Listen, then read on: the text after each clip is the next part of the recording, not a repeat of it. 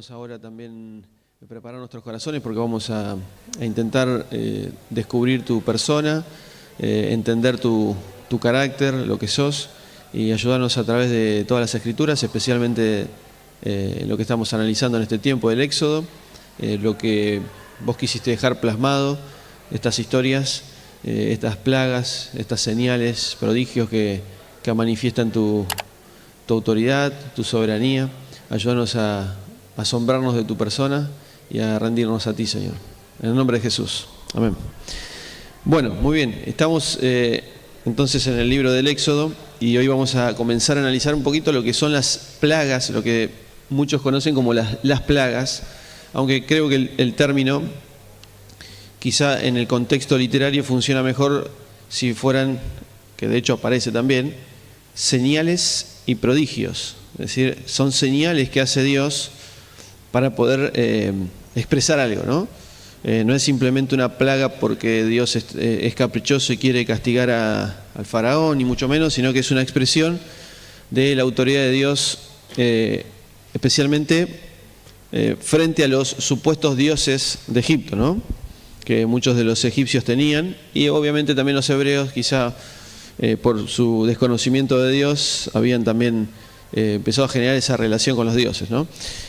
Pero antes de ir a comprender cómo funcionaron las plagas, sería bueno que vayamos a Génesis para entender lo que significa. Lo que vamos a decir hoy es que las plagas son un proceso de decreación, es un proceso contrario a la creación. Entonces tenemos que ir a la creación, a Génesis 1, como para comprender cómo fue ese proceso de creación, para después entender cómo es el proceso de decreación. Entonces vamos a Génesis 1, simplemente vamos a hacer un pequeño repasito, pero para entender el marco de lo que vamos a ver hoy. Y ¿cómo dice Génesis 1:2 que la tierra estaba? Bueno, vamos a poner acá desordenada y vacía. Bien, ¿qué más? Había tres obstáculos. Tinieblas. ¿Y qué más? ¿Dónde estaba? Aguas. Vamos a poner abismo, porque nos va a ayudar después esta palabra. O sea, si yo les preguntara qué es lo que necesita redención en la creación, ¿ustedes qué me responderían? ¿Qué es lo que en Génesis 1 necesita redención? Necesita ser rescatada. La tierra. Porque está en esta condición. Y de hecho yo podría preguntarles, ¿dónde está la tierra? ¿De dónde saca Dios la tierra? Ahí está, ¿no? En lo profundo. O sea, creo que la imagen ahí es hasta un poco más lógica, de que Dios rescata la tierra debajo de las aguas. O sea, está en lo profundo del abismo, ¿no? Entonces, este es un patrón que se va a repetir mucho en toda la historia bíblica, ¿no? Alguien que es rescatado de las aguas, ¿no? Que está en lo profundo, y no necesariamente tiene que ver con una condición literal de que alguien está en lo profundo de las aguas, porque nadie puede vivir en lo profundo de las aguas, pero sí que el estar en la profundidad es una expresión de cómo está mi vida espiritual, cómo está mi condición frente a Dios, ¿no? Es decir, en lo profundo, ¿no? Y Dios nos rescata, como por ejemplo Jonás, y hay muchos eventos que tienen que ver con pasar a través de las aguas, y ahora vamos a ver algunos. Entonces, la tierra necesita redención. O sea, a ver, lo que los escritores me están queriendo decir con la descripción esta es que la tierra estaba en esta condición en la cual acá no hay vida. Esto es el caos. ¿Bien? El caos. En el caos no hay vida, porque hay desolación, hay vaciedad, hay tinieblas y hay muchas aguas. ¿Y qué hace Dios en el relato literario, en la narración? Si está desolado y vacío, ahora fructifica y lo llena. ¿Bien? Solucionamos este problema. La tierra está en tinieblas. ¿Qué hace Dios? Trae la luz. Invita a la luz, y ahora la luz controla las tinieblas, y ahora aparece el ritmo de día y noche. Y después está el abismo. ¿Qué hace Dios con el abismo? lo separa, ¿no? Controla ahí, divide las aguas para que quede agua arriba y agua abajo, y hace que la tierra surja de debajo de las aguas, y ahora esto se transforma, ahora sí, está redimida, está rescatada, este es un lugar seguro para vivir. Y no, sí.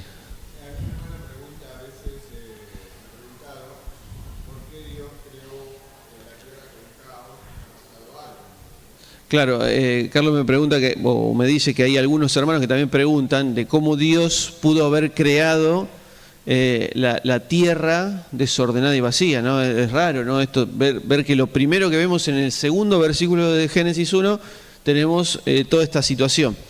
Pero yo particularmente creo que no es que Dios está, otra vez, nosotros tenemos este pensamiento occidental, literal, de creer que Dios en Génesis 1:1 lo que está haciendo es, algo no está y ahora aparece. ¿Está bien? Como la creación, como parte de algo que no existía, ahora existe. Si bien eso ocurrió obviamente en algún momento, en Génesis 1:2 lo que me está describiendo es el proceso de redención de la tierra. Es decir, yo te cuento cómo estaba la tierra, ¿no? En este estado de muerte, porque acá hay desolación, vaciedad, tinieblas, abismo. Esto es como decir, la tierra está muerta. ¿Qué hace Dios? La redime. Entonces, el concepto literario no significa que esto sea tal cual así, pero el concepto literario es que Dios está transformando lo que está muerto en vida. Es decir, no es que algunos dicen, bueno, como la tierra llegó a estar desolada y vacía y había tinieblas y abismo y demás, ¿pudo haber habido algo que produjo eso? Bueno, algunos interpretan que sí, especulan que pudo haber sido la rebelión satánica. Puede ser, no tenemos mucha información para que eso, para asegurar esas cosas, ¿no? Pero creo que sí tiene que ver con el diseño literario. Es decir, yo quiero que la gente entienda cómo estaba la tierra, que necesitaba redención, y Dios empieza este proceso que llamamos el proceso de creación, que el proceso de creación para los escritores bíblicos es pasar de algo que no funciona, que no da vida, algo que está desordenado, que yo no puedo vivir ahí. Entonces el proceso de creación es transformar esto en ahora algo que sí, en orden, ¿no? Y algo que sí funciona. Orden, podríamos poner vida y demás, ¿no? Ese es lo que la Biblia llama creación. Es pasar, es redimir lo que está muerto, lo que no tiene vida, lo que no fructifica, en algo que sí funciona, que sí da vida. ¿Bien?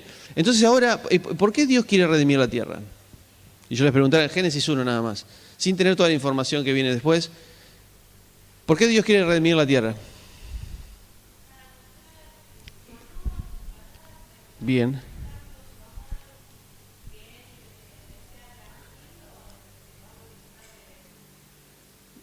Bien, o sea que dice Cris que que Él pueda mostrar su amor, que podamos disfrutar de su gloria. ¿Algo más?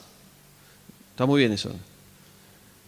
Pero ¿por qué Dios quiere ordenar este lugar? ¿Qué va a hacer en ese lugar? ¿Cómo?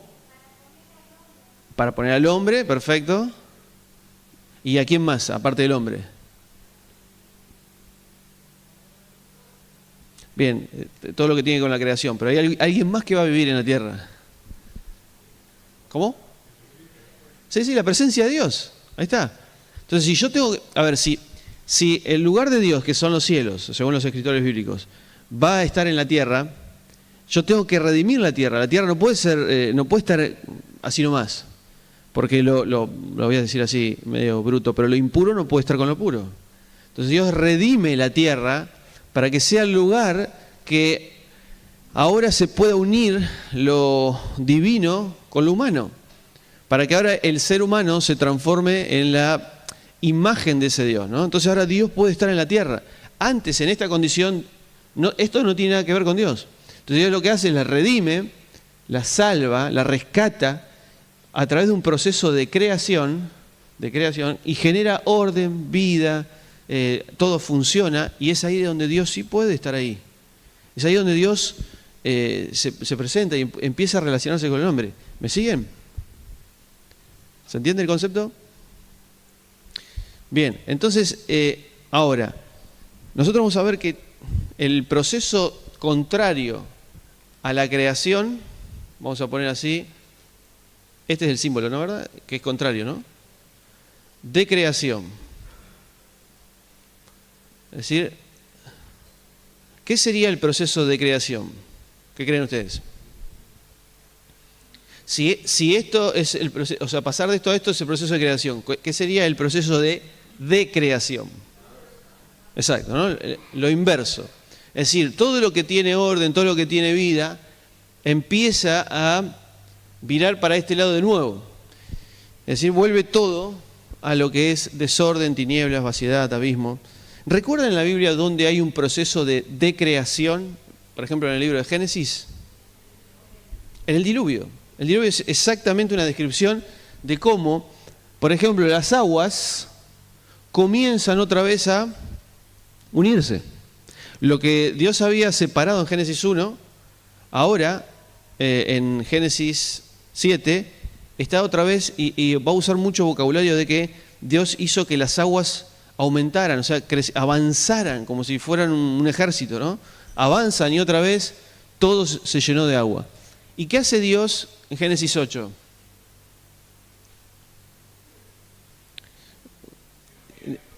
Ahí está, se acordó de Noé, que había hecho un pacto, y mandó un viento. ¿Y ese viento qué hizo? Que las aguas retrocedieran. ¿Está bien? Retroceden. ¿Y qué es lo que aparece? La tierra otra vez, ¿no? Y ese es el lugar seguro donde puede otra vez el arca estacionarse, el arca para que Noé pueda bajar y hacer un altar, ¿no? Entonces otra vez este proceso, Dios permite que todo vuelva a una decreación, porque Dios necesita redimir otra vez la tierra, porque la tierra se llenó de violencia. Entonces ahora, a través de un proceso de decreación, vuelve todo a foja cero, hasta que después otra vez Dios manda su viento y todo vuelve a la normalidad y comienza de nuevo. Entonces nosotros leemos que Noé, por ejemplo, fue una especie de segundo Adán, ¿no? O un nuevo Adán, porque le dice fructificad, multiplicad, llenad la tierra, le da autoridad sobre la creación, ¿no? Y Noé termina, igual que Adán, lamentablemente, desnudo, comiendo de un árbol, avergonzado, y todo vuelve otra vez a la normalidad. Pero Dios dijo, no vamos a producir este proceso de nuevo a través de las aguas. Ahora, esto no solo ocurre acá, sino que es el proceso que nosotros vamos a ver ahora en cuanto a las plagas. Porque las plagas, y ahora sí vamos a Éxodo capítulo, vamos a leer desde el 7. Vamos a leer el agua convertida en sangre. ¿Alguna pregunta con respecto a esto? Sé que es complicado o por ahí no estamos tan acostumbrados a este lenguaje, pero es el lenguaje que usan los escritores para poder graficar algo. Porque miren, antes de ir a Éxodo, justo compartíamos esta semana en los grupos, Joel, hablando del Día del Señor. Vamos a Joel, miren. Vamos rápido a Joel, a ver si lo encuentro aquí.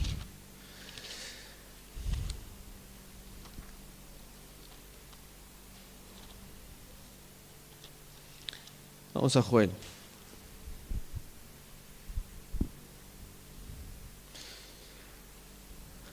Miren lo que dice Joel, usando este mismo lenguaje que nosotros estamos usando ahora, ¿no? O estamos tratando de comprender, que es el lenguaje, insisto, que usan los escritores bíblicos. Dice Joel capítulo 1, verso 10, por ejemplo. El título tengo yo del capítulo 1, verso 1, es Desolación de la tierra. Desolación, ¿no? Desolada y vacía, o desordenada y vacía. Y miren cómo dice, es una condición del pueblo de Israel que está lejano a Dios, está obviamente rebelde y demás, y miren cómo lo describe. Verso 10, el campo está asolado, la tierra está de luto. ¿La tierra puede estar de luto? ¿Qué significa que la tierra está de luto, no? Si el campo está asolado, la tierra está de luto, no es fértil, no hay vida, ¿Ven? Entonces me está empezando a describir esto. Después dice, porque el trigo ha sido devastado, no hay nada, el mosto se secó, el aceite se ha agotado, avergonzados labradores, ¿no? Adán era un labrador, gemid viñadores por el trigo y la cebada, porque la mies del campo se ha perdido, la vid está seca, la higuera marchita, lo mismo el granado, la palmera y el manzano, todos los árboles del campo están secos. Y miren lo que dice ahora, hasta el gozo de los hombres se ha agotado. Pero me está hablando del campo, de que todo está sin vida, y después me dice que el gozo de los hombres se ha agotado. Eso es una comparación de cómo está la condición espiritual, en este caso de Israel. Es una manera de graficar una condición, ¿no? Si no hay gozo, es como decir en el plano figurativo, no hay frutos, no hay árboles, todo está seco, la vid, la higuera, justo esas dos plantas, ¿no?, que son tan importantes para la imagen de Israel, ¿no? La vid está seca, la higuera marchita. Ahora, si uno sigue leyendo, va a leer toda la misma idea, ¿no? Y después dice, capítulo 2, verso 1, dice, bueno, soplen el shofar o la trompeta, es una alarma, un anuncio, tiemblen todos los moradores de esta tierra, porque está cerca el día del Señor. ¿Y cómo va a ser el día del Señor? Día de tinieblas. Otra vez esta idea, ¿no? ¿Ven? Usa este lenguaje, tinieblas. Y lobreguez, día de nublado y densa oscuridad, otra vez como negrura que se extiende sobre los montes, ¿no? Y va a hablar de que viene alguien que es un enemigo, un pueblo enemigo, un ejército. Y dice verso 3, un fuego devora delante de él y tras él la llama abrasa. Delante de este ejército, ¿qué es la tierra? ¿Qué es la tierra? Ahí en el verso 3. ¿Qué dice? Es el huerto del Edén. O sea, antes de que pase este ejército, ¿qué es la tierra? Un huerto del Edén, o sea, donde todo fructifica. Ahora, detrás pasa el ejército, ¿y cómo queda? Asolada, no, nada escapa, no hay nada. ¿Se dan cuenta? Estoy buscando algún otro. El verso 10, por ejemplo, delante de ellos tiembla la tierra, se estremecen los cielos, el sol y la luna se oscurecen y las estrellas retiran su esplendor. ¿Esto es literal?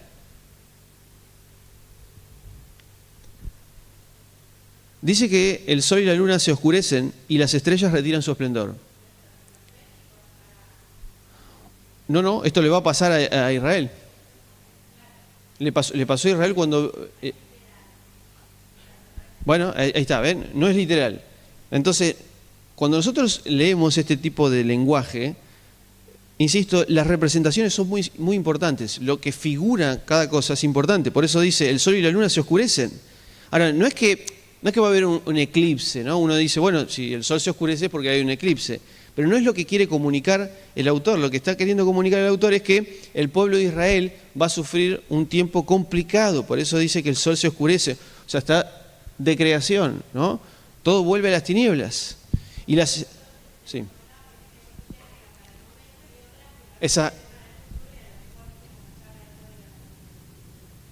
Exacto.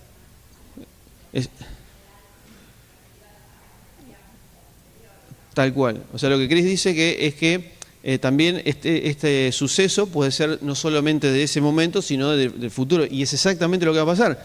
Porque acá está hablando de un día del Señor. Y eso es lo que estamos analizando en los grupos familiares.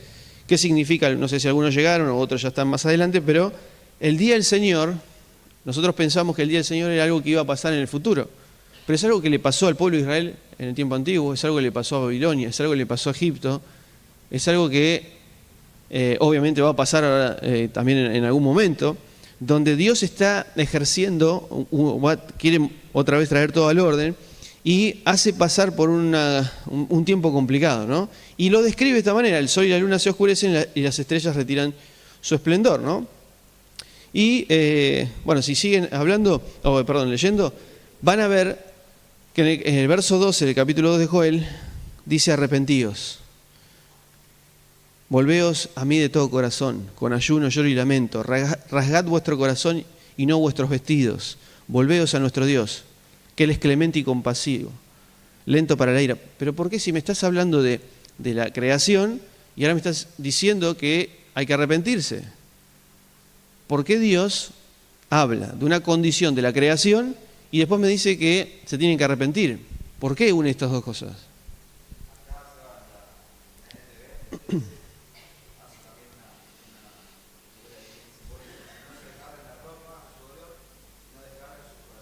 Claro, exacto. Manu está leyendo esto de desgarrar el corazón, o sea, no es simplemente el acto porque ellos mostraban su dolor a través de romperse la ropa. Pero Dios dice, muchos de ustedes se rompen la ropa, pero no están arrepentidos de verdad, ¿no? Entonces, desgarren su corazón, porque Dios va a traer una situación complicada, porque ustedes no están arrepintiéndose de su condición, de lo que están haciendo, ¿no? Pero si siguen leyendo,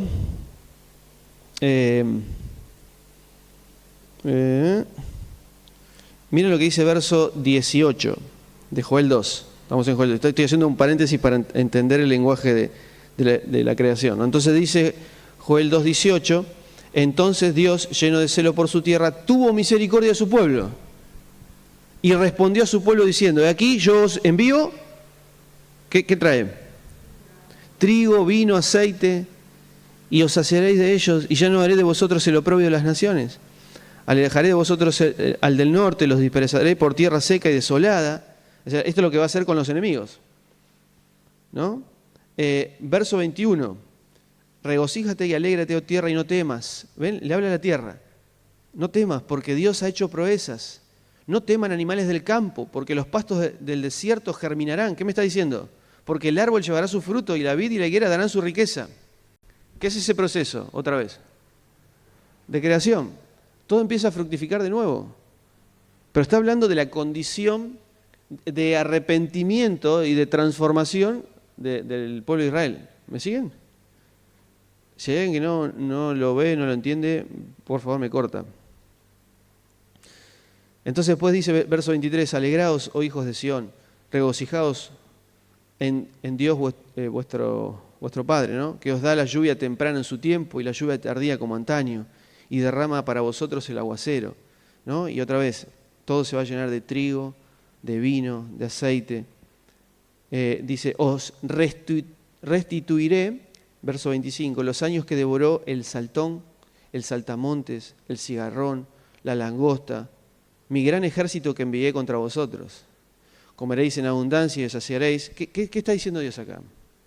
¿Qué es lo que envió Dios? ¿Qué envió Dios?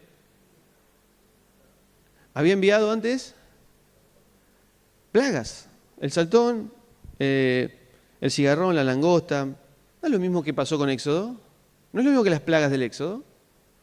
Pero ahora estas plagas se están golpeando o pegando en el pueblo de Israel. ¿Por qué? ¿Qué necesita el pueblo de Israel? Arrepentirse. Ven que Dios está hablando de una condición del corazón, pero usa situaciones de la creación o grafica la condición de la creación para expresar algo, ¿no? Si yo estoy en esta condición, necesito redención. Si la tierra está así, lo que estoy describiendo es que tu corazón está lejos de Dios. Necesita redención. ¿Me siguen? Ahora, si yo les preguntara qué es estar en tinieblas, desde el punto de vista práctico, ¿qué sería estar en tinieblas? No tener luz. ¿Qué más? Escuché apartados, ¿puede ser? Apartados de Dios. Bien, ¿qué más? En pecado. No tener discernimiento, no poder. Tiene que ver con la visión, perfecto. Pero miren lo que dice, no lo busquen, se los leo yo. Isaías 58, verso 7. No es que partas tu pan con el hambriento, cuando está hablando del ayuno, ¿no? No es que partas tu pan con el hambriento y a los pobres errantes albergues en tu casa. cuando veas al desnudo, lo cubras y no te escondas de tu hermano. ¿No? Si yo veo a alguien que está complicado en una situación de inferioridad, de debilidad, y no lo ayudo, estoy en tinieblas. ¿Pero por qué decís eso? Porque en el verso 8 dice, entonces nacerá tu luz como el alba y tu salvación se dejará ver pronto. ¿Qué salvación? Claro, porque Dios me está salvando de las tinieblas, me está redimiendo y me está colocando en la luz. O sea, estar en las tinieblas, según este pasaje, es esconderme del hermano, no querer ayudar a otros. Tu justicia irá delante de ti y la gloria de Dios será tu retaguardia. Entonces invocarás y Dios responderá, suplicarás y él dirá, heme aquí. Si quitas en medio de ti, miren lo que es estar en tinieblas, la opresión, el dedo amenazador y las palabras arrogantes. Eso es estar en tinieblas. La opresión, el dedo amenazador, las palabras arrogantes. Y si de tu alma sacas para el hambriento y sacias al alma afligida, en las tinieblas nacerá tu luz y tu oscuridad será como el mediodía. ¿Ven? ¿Ven lo que significan para los escritores bíblicos estar en las tinieblas? Es que no me importa el otro. Es que cuando veo a alguien en situación complicada, no lo ayudo. Cuando estoy compitiendo con el otro, cuando tengo, como dice ahí, ¿no?, oprimiendo o un dedo amenazador continuamente diciendo, ustedes están haciendo todo mal, o tengo palabras arrogantes. Entonces, dice verso 11, Dios te va a pastorear siempre. En las sequías saciará tu alma y dará vigor a tus huesos. Será un huerto bien regado, un manantial cuyas aguas nunca faltan. ¿Ven cómo usa el mismo lenguaje para expresar la condición espiritual? Y si yo fuera a Primera de Juan, no tenemos, ya estamos avanzados, pero si fuera a Primera de Juan, ¿qué es para Juan, el apóstol Juan, estar en tinieblas? ¿Cómo? Normal, hermano. Dice, el que dice que ama al hermano, pero en realidad no lo ama, está en tinieblas. Y aquel que está en la luz es porque ama a su hermano. Entonces ya me está describiendo, me está ayudando a interpretar qué significa en este caso estar en tinieblas. Y es que no me importa el otro. Entonces si la tierra está en esta condición, necesita la redención de Dios para transformar esto que está en toda esta condición, que suena un poco abstracta, pero los escritores nos interpretan que tiene que ver con no amar al otro, en síntesis, y lo pasa a un proceso de creación, donde ahora sí hay orden, vida, y donde ahora hay buenos vínculos, hay amor. Y es lo que decían ustedes, ¿no?, al principio, ¿no? Dios quiso ordenar la tierra para poner su presencia y mostrar su amor, ¿no? El poder relacionarse correctamente con nosotros y que nosotros, entre nosotros, también podamos relacionarnos correctamente, ¿no? Sí. Sí, bueno.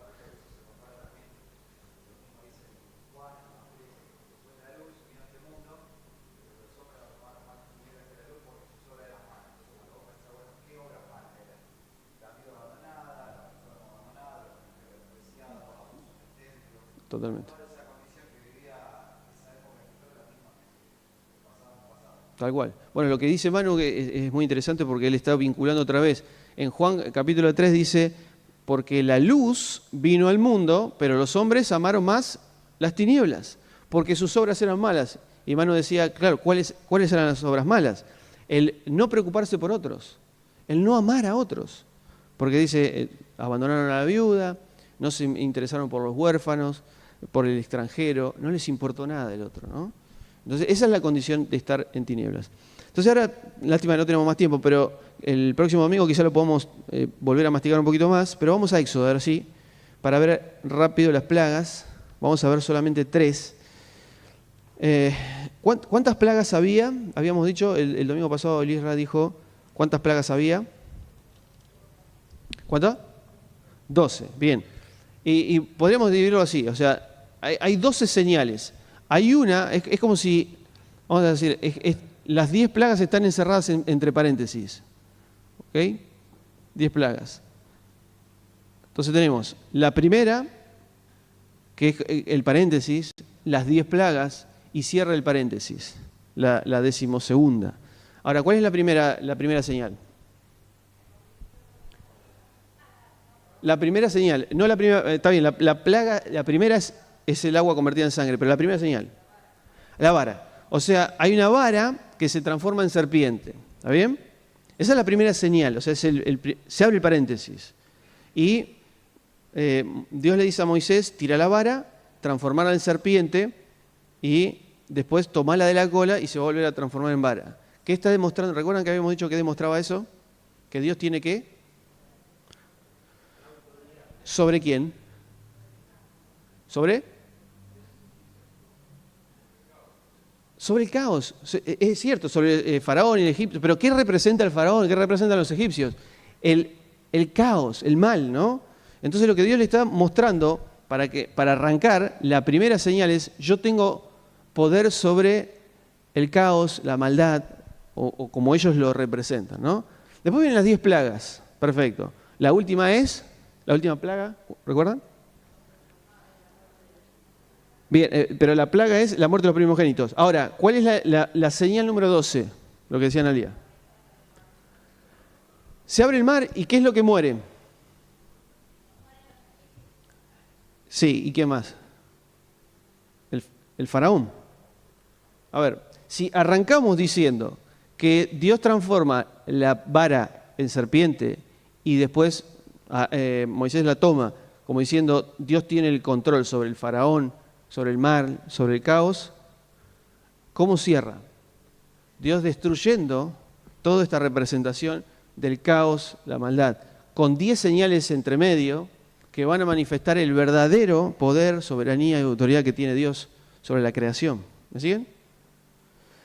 Entonces lo que nosotros tenemos es que en el capítulo 7 de Éxodo, simplemente vamos rápido ahí a capítulo 7 de Éxodo, donde tenemos el agua convertida en sangre. Miren lo que dice verso 16. Voy a leer rápido. Y dile, Dios, el Dios de los hebreos, me ha enviado a ti para decir, deja partir a mi pueblo. O sea, quiero redimir a mi pueblo para que me sirvan en el desierto. He aquí, no has obedecido hasta ahora. Ahora dice el Señor, en esto conocerás que yo soy Dios. ¿Ven? El propósito de las señales es que vean quién es Dios. He aquí, golpearé con la vara que tengo en la mano. ¿Por qué golpearé?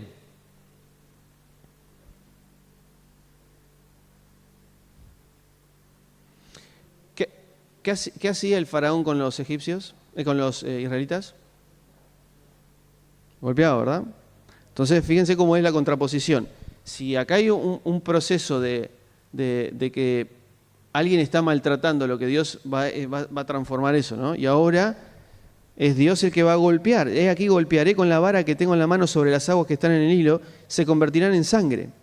Los peces que están en el río morirán, el río va a heder, los egipcios tendrán repugnancia de ver las aguas del Nilo, ¿no? Y le dice, toma tu vara, Aarón, extiende tu mano y demás, ¿no?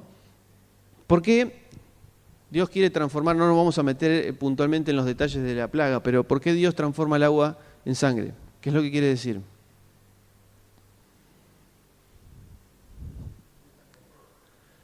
Bien, primero que tiene el control sobre las aguas. Las aguas tienen un poder para ellos como si fuera un dios, ¿no? No es así, pero es como si fuera un dios para ellos, porque todo lo que toca el agua, ¿qué produce el agua? Vida, ¿no? O sea, necesito agua para que todo fructifique.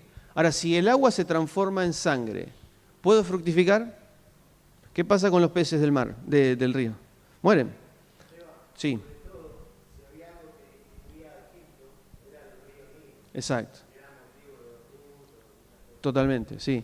El Nilo es un elemento de orgullo para ellos. Recuerdan que habíamos visto que creo que es en Isaías o Ezequiel que dice que el faraón dice, yo soy el dueño del Nilo. Yo fui el que lo inventé, dijo el faraón, ¿no?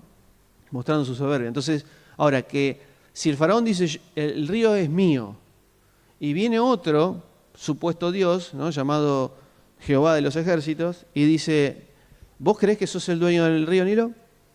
Ahora ese Nilo se transforma en sangre. Te pregunto, ¿quién entonces es el dueño del Nilo? ¿Vos o yo? ¿Entienden cómo está funcionando las señales? Están mostrando autoridad. Pero fíjense que lo que está haciendo también es llevar de algo que fructifica, Por eso lo llamamos un proceso de decreación. Si hay vida, ¿qué hay ahora? Muerte, ¿no? Porque ahora los peces del mar están muertos. Entonces, las plagas van a ser como una demostración de un proceso de decreación. Todo lo que está funcionando ahora va a empezar a no funcionar. ¿Siguen? Entonces después tenemos, perdón que voy a ir rápido, pero después tenemos la segunda plaga. Un detalle más antes de pasar, que se va a repetir en todas las plagas. Verso 22 del 7. 7:22. Pero los magos de Egipto hicieron lo mismo con sus encantamientos. ¿Qué es lo que hicieron? Los magos transformaron agua en sangre. ¿Y eso? ¿Para qué hicieron eso? ¿Por qué transformaron? A ver, la idea es que si viene un Dios que transforma el agua en sangre, la idea es que los adversarios, los contrarios, los magos, transformen la sangre en agua. ¿Pero qué hicieron? Empeoraron la situación. O sea, Dios está demostrando que los magos no tienen el mismo control que sí Dios tiene. O sea, ellos siguen aportando, porque de hecho en las ranas va a ser lo mismo. Ellos quieren frenar las ranas y siguen produciendo más ranas. Entonces, miren, termina el verso 24 del 7, el 23, perdón. Regresó Faraón y fue ¿a dónde? ¿A su casa? ¿Alguna otra palabra que tengan? ¿Casa? Palacio. Bien, palacio. O sea, volvió a su palacio. Y tampoco prestó atención a esto. O sea, se fue a su palacio y tampoco prestó atención a eso. Todos los egipcios tuvieron que excavar alrededor del Nilo para beber agua, porque no podían beber del agua del Nilo. 7 días transcurrieron después de que Dios golpeara el Nilo. O sea, Dios no golpea el Nilo, no es que le pega. ¿Se entiende? El golpear tiene, otra vez, es una figura. ¿Y por qué 7 días? Es muy obvio, ¿no? Por eso estamos diciendo que es un proceso de decreación, ¿no? Todo esto me está llevando otra vez a Génesis 1. 7 días. Y ahora vamos a ver que hay mucho más. Entonces, va a llegar la plaga de las ranas. Capítulo 8, verso 1. Dijo entonces Dios a Moisés, entra a la presencia de Faraón y dile, ¿dónde está el Faraón? Que había dicho, claro, en el palacio, ¿no? Lo había dicho en el capítulo 7. Dice Dios, deja partir a mi pueblo para que me sirvan. Y si te niegas a dejarlo ir, aquí yo plagaré con ranas de todo su territorio. El Nilo producirá ranas. Esto es una pregunta también de teología de Génesis. ¿Quién creó los peces en Génesis 1? Bien, las aguas, ¿ven? Las aguas. O sea, Dios le da la orden al mar para que el mar produzca los peces. ¿Ven la diferencia, no? O sea, es Dios el que tiene la autoridad sobre el mar para que el mar obedezca la orden de Dios de producir vida. Ahora, el Nilo, ¿qué es lo que está produciendo el Nilo ahora? Las ranas, o sea, el Nilo es el que produce las ranas. ¿Está bien? O sea, Dios le da la orden al Nilo, al que tiene autoridad, y el Nilo obedece y produce ranas. Y las ranas van hacia adentro. ¿Me siguen? Entonces, justo ese versículo que dice, no sé cómo tienen ustedes en el verso 3, bullirán. ¿Qué dice? O polular, ¿alguno tiene? ¿Aumentarán? ¿Puede ser? Hervirá. Se colmará. Bueno, ¿saben cuál es este verbo donde se repite en el primer, o en el libro de Éxodo? En el capítulo 1, cuando dice que los israelitas estaban creciendo, aumentando, polulando, ¿no? Bulliendo. Es decir, había un crecimiento de parte de Dios y el faraón quiso frenar ese crecimiento, ¿no? Y qué ironía que ahora el Nilo es el que está produciendo un montón, pero ahora de ranas, que son molestas. Fíjense que las primeras, esto está dividido así. Las 10 plagas están divididas en 3 grupos de 3 de 3, y la plaga de los primogénitos al final. O sea, el primer grupo de 3 es el Nilo, es las ranas y los piojos, aunque por ahí algunos dicen que es otra cosa, pero bueno, los piojos. Estas primeras 3 son tranqui, o sea, son plagas que no no es que producen muerte, no es que no vemos acá ningún tipo de situación, nada más que, por ejemplo, si el agua del Nilo está convertida en sangre, lo que tengo que hacer es excavar un poco y sacar el agua de otro lado y bueno, un poco molesto. Es como que Dios está como advirtiendo al faraón y esto va a ir en crecimiento, ¿no? Dale, no, un poquito más, hasta que se vuelve, o la más dura, que es la muerte de los primogénitos, ¿no? Y que los primogénitos no son solamente los hijos varones, sino que son todos los primogénitos del ganado también, ¿no? Entonces termina diciendo, bueno, las ranas, esto también es irónico porque el faraón ¿saben a dónde fueron las ranas? A las camas. ¿Y a dónde más? A los hornos. A los hornos. ¿Por qué a los hornos? ¿Qué hacían en los hornos? Arruinaban las comidas. En el horno se hacía el pan, con el cual se sustentaban. Entonces empezó a complicar la situación. De hecho, las ranas, desde el punto de vista también ritual, las ranas eran un animal inmundo. De hecho, para los hebreos, más adelante en el Levítico, capítulo 11, va a decir que las ranas son animales inmundos. Entonces, todo lo que toque una rana o todo lo que toque el cuerpo de una rana muerta es inmundo. Entonces, es una complicación. Yo tengo que, cada vez que veo una rana dentro del horno, no solo dice el horno, sino que dice artesas, es donde colocaban la masa. Entonces, si yo tengo una rana dentro de un bol con la masa, tengo que tirar la masa. Si bien las ranas no son animales que transmitan demasiadas enfermedades, ni mucho menos, no es, o por lo menos no se ha descubierto eso, pero sí es molesto, ¿no? Entonces, fíjense cómo que de a poquito las plagas se van complicando. Y termina diciendo, bueno, el faraón, verso 8, llamó a Moisés, 8:8 estoy, ¿no? Y les dijo, supliquen a Dios que aparte las ranas de mí y de mi pueblo y dejaré ir a mi pueblo para que ofrezca sacrificio a Dios. Entonces Moisés le dice al faraón, dígnate señalarme para cuándo he de suplicar por ti, por tus siervos y por tu pueblo para que las ranas se quiten de ti y de tus casas y sean dejadas solo en el hilo. ¿Por qué Moisés le dice, vos me podés indicar, faraón, qué día querés que se vayan las ranas? ¿Por qué? Autoridad. O sea, si el faraón dice, bueno, yo quiero que se vayan mañana. Entonces Moisés dice, Señor, dice mañana. Y las ranas se van mañana. ¿Qué está demostrando Dios? La autoridad y el poder, ¿no? La soberanía, como diciendo, si vos me decís, pasado mañana, las ranas se van pasado mañana. Si me decís, en 15 minutos, se van en 15 minutos. ¿Pero por qué? No porque lo decidís vos, sino porque Moisés va y le dice a Dios, me acaba de decir mañana. Entonces Dios le da la orden otra vez a las ranas para que vuelvan a su lugar de origen, que es el Nilo. Ahí está. Exacto. Esto es muy irónico, ¿no? Que los magos repitan la misma señal, pero no están solucionando nada, están agregando problemas, ¿no? Y la última, ya estamos en el final, miren lo que dice verso 13. E hizo Dios conforme a la súplica de Moisés y murieron las ranas de las casas, de los patios y de los campos. Y las amontonaron en grandes montañas y el país es día, ¿no? Como diciendo, es complicado ahora no solo las ranas, sino que los cadáveres de las ranas. 15. Pero cuando Faraón vio que había alivio, otra vez volvió a endurecer el corazón, ¿no?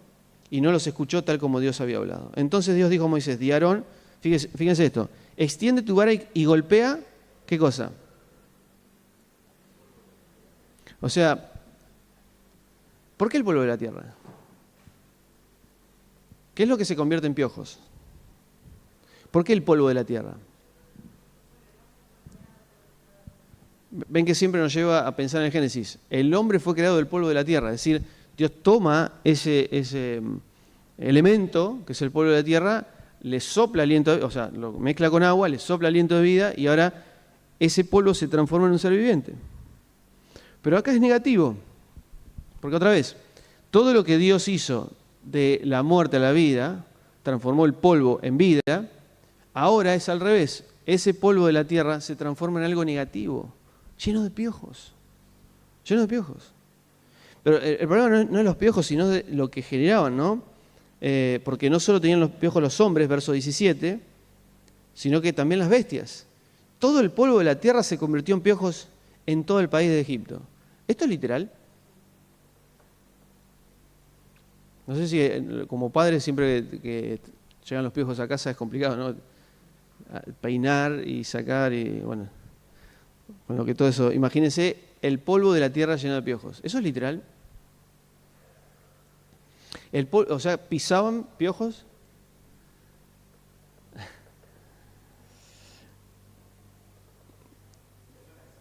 Es una exageración, es una hipérbole, ¿no? Otra vez, nosotros debemos entender cómo funciona la escritura bíblica puntualmente, ¿no? Este diseño literario.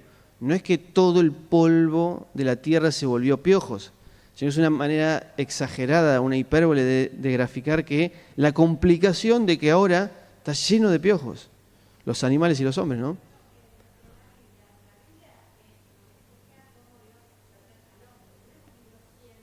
No, totalmente. Uh-huh.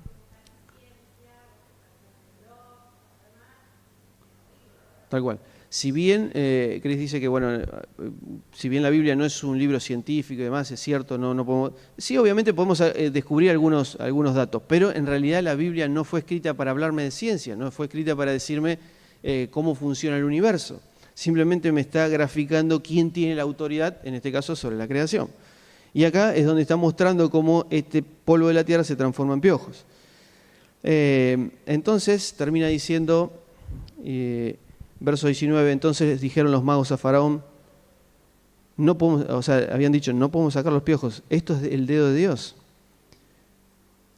O sea, los magos están reconociendo, esto es el dedo de Dios, no hay manera. Entonces el Faraón, en vez de decir, es verdad, tenemos que arrepentirnos, tenemos que quebrar nuestro orgullo, humillarnos, no, dijo, el faraón se endureció y no los escuchó, tal como Dios lo había hablado. ¿No?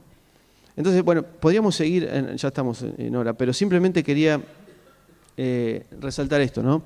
Lo que Dios empezó a hacer en Egipto es este proceso de decreación, es decir, todo lo que estaba bien, el Nilo, el polvo de la tierra, el Nilo mismo con las ranas, todo empieza a ser un proceso negativo.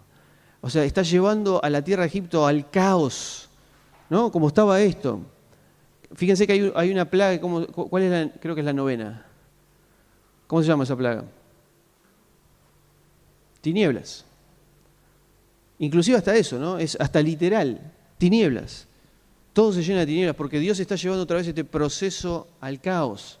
Pero con el objetivo de que Faraón, los egipcios, los israelitas y Moisés entiendan quién es el dueño y la autoridad de la creación. Quién es el que tiene el dominio y puede hacer que todo vuelva para atrás, todo vaya hacia adelante. Dios es el que produce el crecimiento, la fructificación y también el que produce la desolación.